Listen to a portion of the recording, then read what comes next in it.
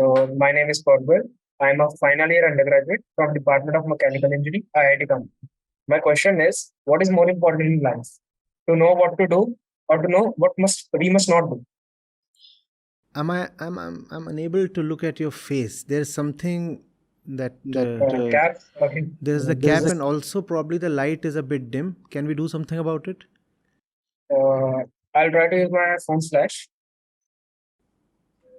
Yeah, better. Now I can look into your eyes, huh?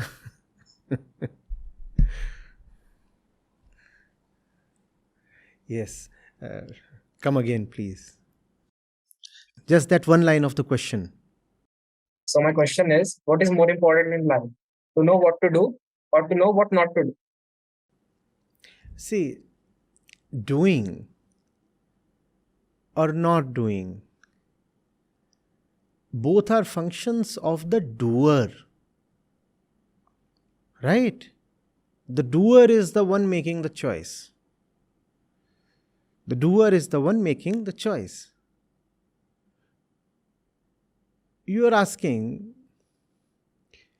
uh, do I trust the output of a certain instrument, a certain gadget?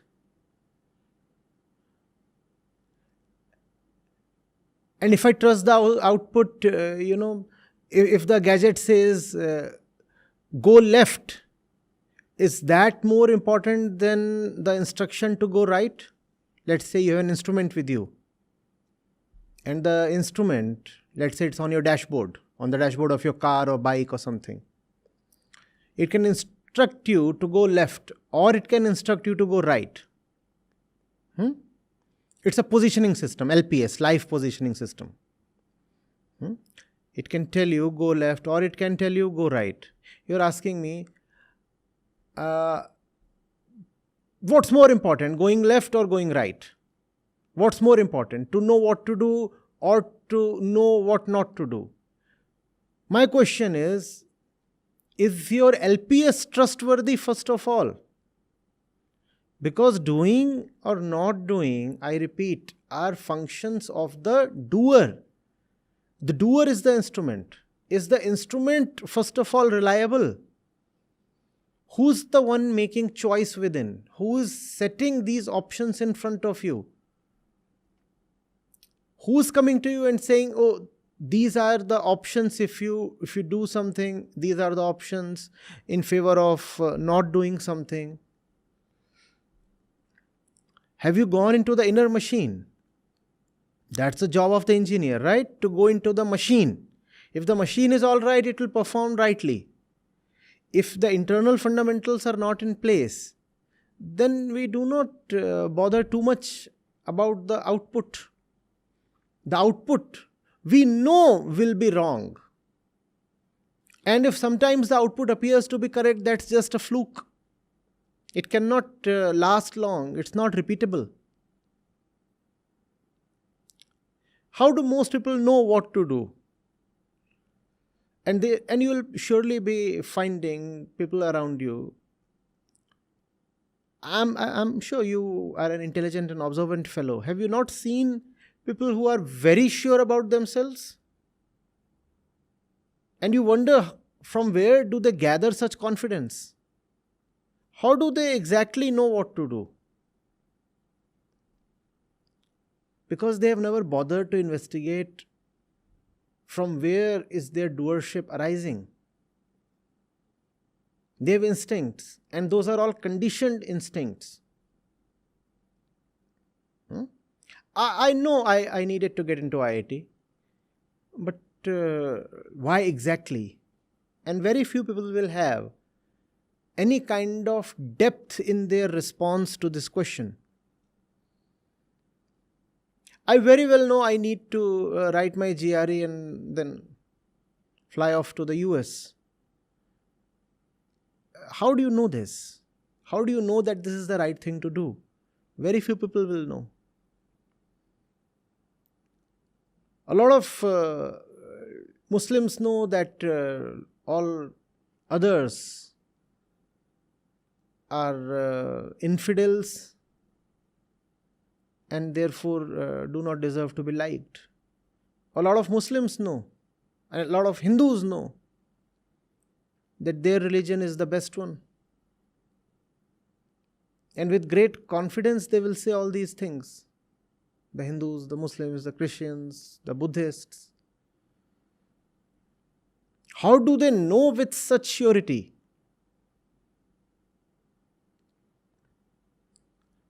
Well, at the age of 24, I'll pass out, and I suppose I must have a BMW by 30. How do you know?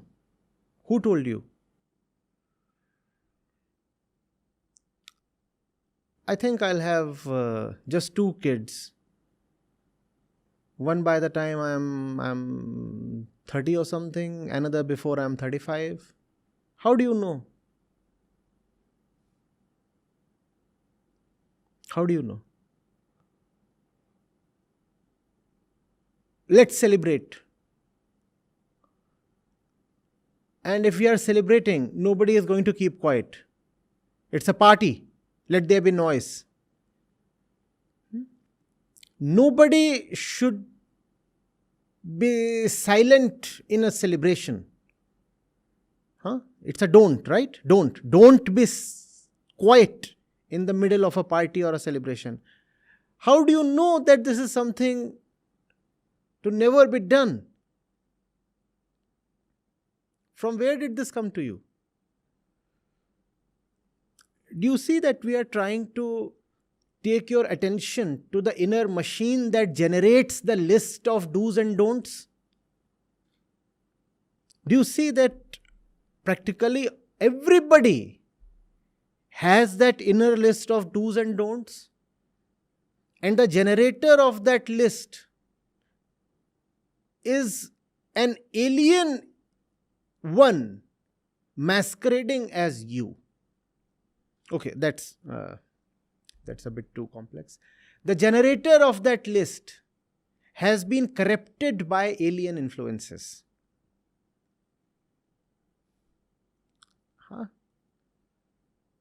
If I'm born as an Indian, I have an Indian list of do's and don'ts. If I'm born as a Chinese, I have a Chinese list. Born as a North Indian male, you have one list of do's and don'ts. Born as a female in the Northeast, you will have a very different list of do's and don'ts. They are not yours. The generator itself is not authentically you. Then how can these do's and don'ts matter? And then it becomes rather bewildering and quite amusing. A lot of people spend their entire lives just following this list of do's and don'ts. They do not bother to question where these commandments are coming from. Do you understand? Now that you are an IITian, how can you be a dancer? So don't be a dancer given that you are an IITian. Who decided that exactly? No, I'm not encouraging you to be a dancer. I'm just pointing to the fact that there are certain things that become inconceivable. And we do not ask ourselves how, when did they become prohibited? What was the inner agency making the decisions? I must have a fat job. But brother, you were never quite greedy. I know you. There are so many other things in life that have mattered to you. You are somebody with taste for fun, enjoyment. You like hanging out with friends. You like being with your girlfriend. You like trekking, hiking, those things. And you feel so wonderful when you are immersed in a great book. Sartre or Maupassant or Indian literature. But now that you're in IIT, you feel a great pressure. I must have a fat job. From where did this commandment come to you? Who is the inner decision maker? Is that you, or is that someone greatly influenced by the surroundings?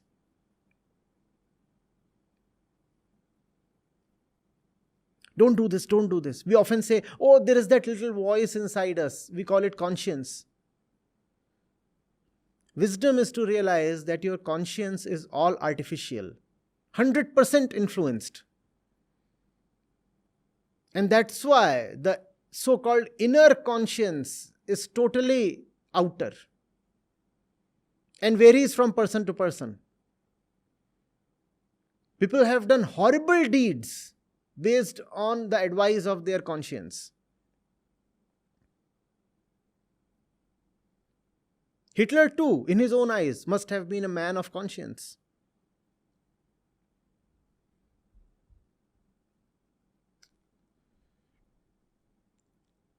So who is the doer? Who is the doer?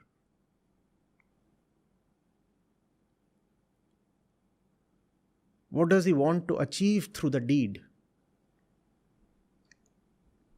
If he says do something, he has eyes on the result probably. If he says do not do something, he wants to save something probably. What is it that he wants to gain? What is it that he wants to save? From where do his thoughts and emotions arise? Because action is an instinct, right? You say, I'll act. You act because you want to change something. Desireless action is not something we know of. We act because we want something from the action, the deed. What is it that we want? How do we know that the thing that we want from the deed is indeed useful to us? It's all right to have a target. It's all right to demand something from your action. I'm acting to reach that place. I'm walking. That's the deed. I'm walking. I want to reach that point. How do I know that that point really holds something meaningful for me? Who told me that that particular point indeed has a thing of importance? These are the questions that a young, intelligent man must ask himself. Otherwise, life is a short affair. You can very easily squander it away in meaningless kind of motion, random motion. Oh, Brownian motion you know of, right? So think of the molecules, think of the atoms all the time, their entire duration. They are just moving and colliding and changing their path and moving with great velocities, don't they?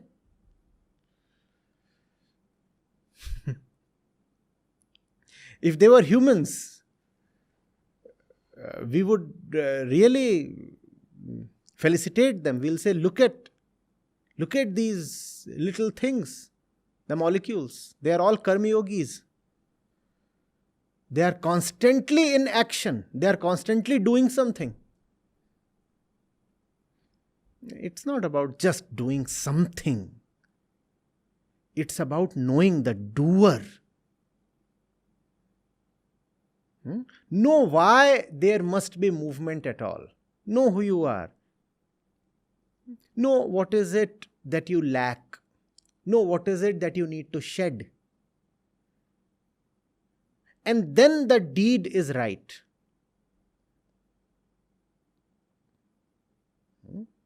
Then you know the one right direction for you. unambiguously, choicelessly.